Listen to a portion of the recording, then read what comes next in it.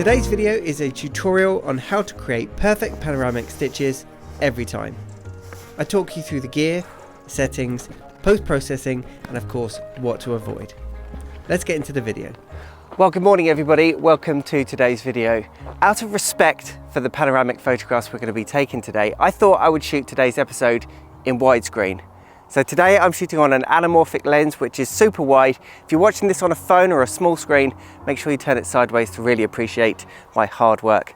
On that topic, this is a manual focus lens, so if throughout this video I'm out of focus at all, apologies, I'm trying my best. I'm filming this on my own. Now today we're shooting a place called Devil's Dyke, which is in the South Downs National Park just outside of Brighton.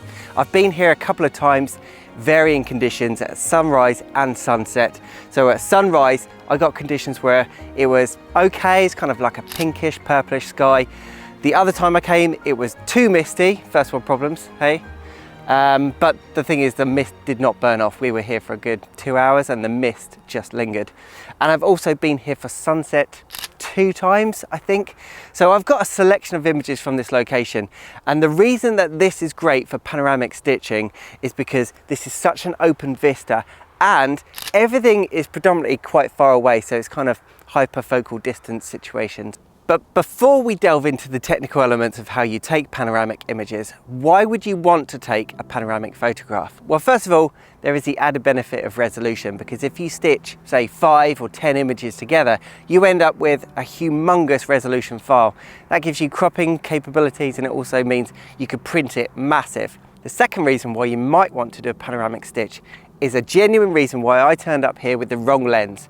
I recall this being a long lens scene. However, I turned up here with a 100 to 400 and that was it. And essentially 100 was not wide enough. But if you introduce panoramic stitching, all of a sudden you can create a wide image again.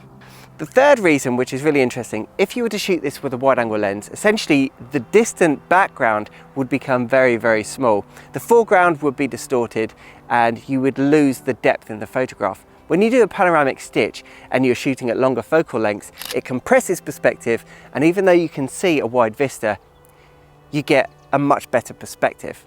So when you are shooting panos, you're going to want to have your camera vertical. If you were to shoot a panoramic landscape, essentially you end up with a very, very, very letterbox format image. That might be what you want, but if you were to stitch, say, 4 images landscape, there's not really a screen that would benefit from that. So only if you were to print that very, very wide would that work. So my advice is to have your camera vertical so that you're getting the longer side of your sensor when you're stitching the images together.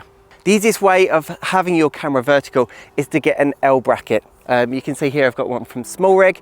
Other L brackets are available. If you don't have an L bracket and you don't want to spend out for one, and you've got a good sturdy tripod and tripod head, then some of them do allow you to have your camera sideways. However, this is going to give you less options when it comes to panning, because you can only pan from the base of the tripod head. So this solution is not ideal because it makes it a bit more difficult for leveling. Now, if you're going to get serious about shooting panoramic images, then you'll hear something like a Nodal Ninja. And essentially, when you pan a camera, ideally, you are panning it around, rotating it around, based upon the center of the sensor. Now, obviously you can't see your sensor, it's in the middle of your camera. But if you look on the side of your camera, there's actually a marking to tell you exactly where the plane of the sensor is. Yeah, on the top of my Sony, there is a circle with a line in it, and that tells you exactly where the sensor is. So when you're panning to do a panoramic stitch, ideally you are rotating it around based upon the center point of that sensor. Now, this tripod here, as I turn it around, is not doing that. It's nearly doing that, but if you're going to get really into panoramic stitching, you might want to invest in a specialist tripod head, which allows you to rotate and pan around based upon the center of your sensor. Now, if you don't intend on specializing and you just want to dabble in panoramic stitching like I do, then I would recommend getting a good ball head, which allows you to pan the camera around a center point. Now, the next topic is leveling your camera, because what you'll find is I'm on a very awkward steep hill and my scene is not level and I can't actually see the horizon. So it's very difficult for me to judge what is level. So most tripods now come with a spirit level built into it. But that spirit level will just get you where it's level at one position. So the danger is you set your camera and your tripod up, you look at the spirit level and you think, okay, that's great. But then you actually pan it around and your camera is skewed, and essentially your horizon will be diagonal when you try and stitch it together. So the point is, you just need to make sure that your camera and your tripod are level in every aspect as you pan around creating the stitch. You'll see on this tripod, I've got spirit level at the base of the tripod, and then I've also got spirit level on the plate here, and I also use a spirit level in the hot shoe, and that way I've got 4 spirit levels. It's going to give me the best chance of creating a level image as I pan around the scene. And the most rudimentary way of doing panoramic stitches is to go handheld. I know some people are going to say, what, you can't do that. However, software is pretty good now, and if you get your technique right, there's no reason why you can't do handheld panoramic stitches. Here's a handheld panoramic stitch of this scene behind me at sunset.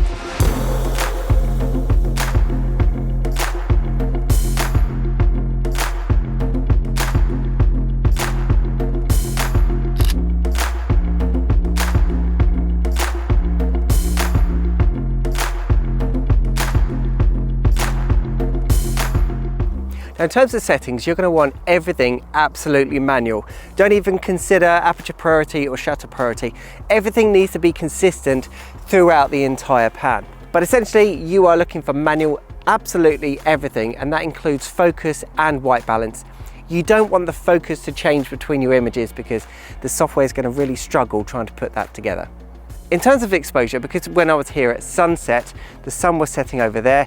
Obviously that side of the stitch is much brighter than that side. Because I use a mirrorless camera, I put these zebras on, which confirms any overexposed areas. So essentially I set the exposure for the brightest part of the scene, which was in that direction where the sun was setting. So I would pan around and then set my exposure to the brightest part of the image because I don't want any of the clouds or the sky overexposing.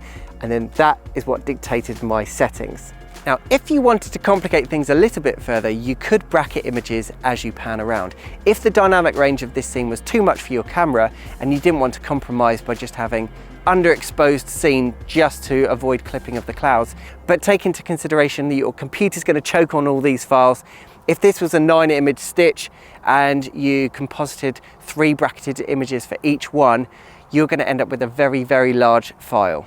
Now this scene, I believe I stitched together something like 7 to 9 images. How many images you put together will depend upon the focal length that you're using, how big your scene is, and how much of an overlap you have between each of the images.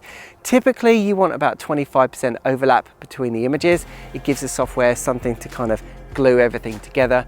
And to make your editing workflow a little bit easier, what you can do is you can put your hand in front of the frame before you start your panoramic stitch, and then once you've finished, put your hand over the lens again and take another photograph, so that when you're in Lightroom, you'll see a black image and then say the 9 images you need to put together and then another black image. Because if you're doing multiple panoramic stitches, it's difficult to see which images you should be stitching together. Let's talk about lenses. So you might be tempted to use a wide angle lens, but that is not a great idea. I tell you why, you will already have a very wide looking scene by virtue of stitching images together. If you use a wide angle lens for this scene, then essentially wide angle lenses distort perspective, and therefore the foreground becomes very prominent and the hills in the background, the South Downs in the background, become much, much smaller. So you want to avoid that. What you want to use is a longer lens to compress perspective, therefore giving the illusion that these hills are much closer and they're kind of overlapping a lot more. Wide angle lenses do the opposite. So on the basis that we're stitching images together, avoid using wide angle lenses if you can. I tend to use focal lengths of around 50mm or longer. Stitch those together. We all know that 50mm is quite similar to the human vision, and therefore it's kind of like the sweet spot of distortion. It's not too compressed and it's not too distorted. So therefore you're going to start with an image that has the least amount of perspective and distortion in it. And that's going to make the stitch much, much easier. Obviously, you take this collection of images, you bring them into Lightroom, Photoshop, whatever your preferred software is, put them all together. You kind of have to do a little bit of jiggling because there'll be edges that need repairing, and then you edit the images as you normally would do. Take into consideration that this is going to be a gigantic file, So sometimes I reduce the size of the file so that it's manageable to work with, and then obviously when you post it to social media, the internet will destroy the quality of your image and nobody will really appreciate all of the hard work. But that's the fun of it. Well, hopefully you've enjoyed this cinematic episode version. It's been very difficult to film. Hopefully I've been in focus just a little bit. Just a little bit I think I'll be happy with. If you want some more of these widescreen videos, let me know in the comments down below, and I'll see if I can get my daughter Chloe to come and assist me maybe, and she can be in charge of focus. Okay, well, thank you for watching. If you've got any questions, then let me know in the comments down below. Otherwise, thanks for watching. Don't forget to like, subscribe, hit the notification bell, and I'll see you in the next video.